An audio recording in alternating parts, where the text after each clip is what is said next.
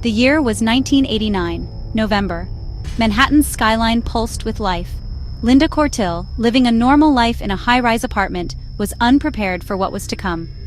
One early morning, Linda reported a terrifying experience. She claimed she was taken from her locked apartment window, floating upwards into the cold night air.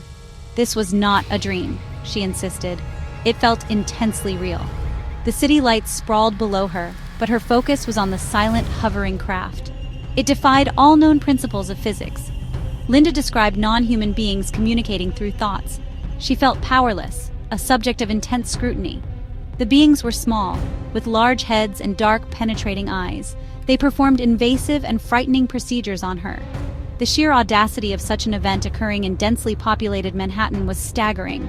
How could a large, unidentified craft hover near a building and extract a person without anyone noticing? Linda's initial terror was palpable. Her story, if true, had profound implications. It suggested a hidden reality that coexisted with our own, unseen. Linda's descriptions of the craft's interior were remarkable. She spoke of advanced technology unlike anything known in 1989.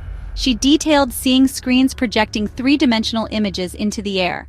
The beings utilized tools that seemed to operate with light and sound. Linda recalled thin, wand-like instruments emitting soft glows. The control panels were smooth surfaces, responding to touch or thoughts. The environment was sterile, metallic, yet softly illuminated. One striking element was her transport method. She described being floated through her window, drawn upwards by a beam of light. Inside the craft, the beings glided rather than walked. The technology hinted at a mastery of physics beyond human comprehension. Linda also mentioned seeing dynamic, three-dimensional star charts. The beings seemed to be studying these charts intently, suggesting interstellar travel capabilities. The technology she witnessed was not just advanced, it was alien. It was a window into a completely different paradigm of science. The Linda Cortil case took an extraordinary turn when independent witnesses emerged. Two men, initially identified as Richard and Dan, claimed to have seen the event. They were driving on the Brooklyn Bridge and saw a woman and several small figures floating into a large glowing object near Linda's building. Their fear was genuine and their story was shocking.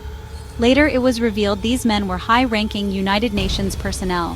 One was reportedly a senior political figure, possibly even a world leader. This added immense weight to their claims. Their identities were kept confidential for their protection. But their testimony was a bombshell, suggesting Linda was not alone in her experience. These witnesses described being terrified as their car stalled on the bridge. They watched the scene unfold in disbelief. The object was large, disc-shaped, and emitted a reddish-orange glow. They saw Linda, seemingly unconscious, being levitated. The small, non-human figures accompanied her. The encounter left them deeply shaken. Their eventual, cautious sharing was significant. The presence of credible, powerful eyewitnesses transformed the case.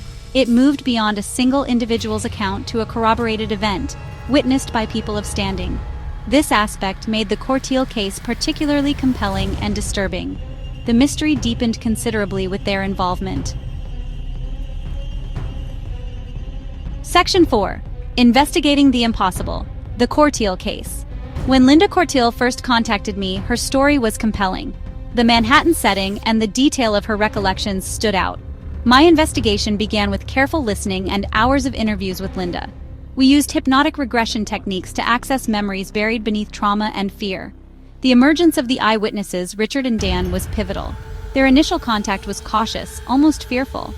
They sought me out after learning of my work, needing to share what they had seen. Verifying their claims, even partially, was crucial. Their positions made direct public confirmation difficult. But the details they provided matched Linda's account with uncanny accuracy.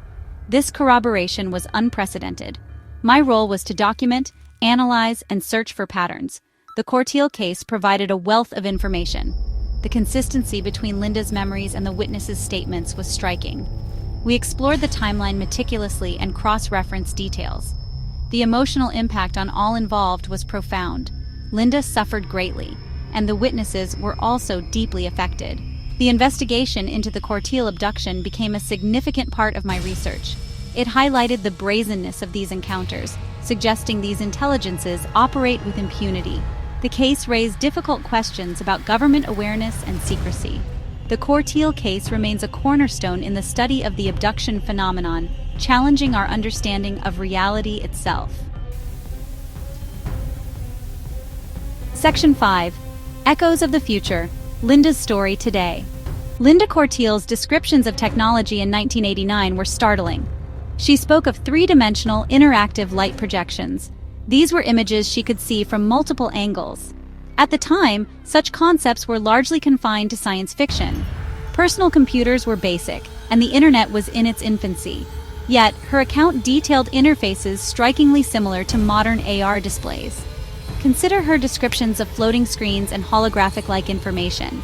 AR headsets overlay digital information onto our view of the real world. Linda's aliens seem to use a mature version of this technology. The eyewitness accounts, particularly from individuals of such standing, add a layer of credibility. Did alien visitors inadvertently give Linda a preview of humanity's technological path? Linda Corteil's story continues to fascinate and disturb, resonating even now as our own technology advances.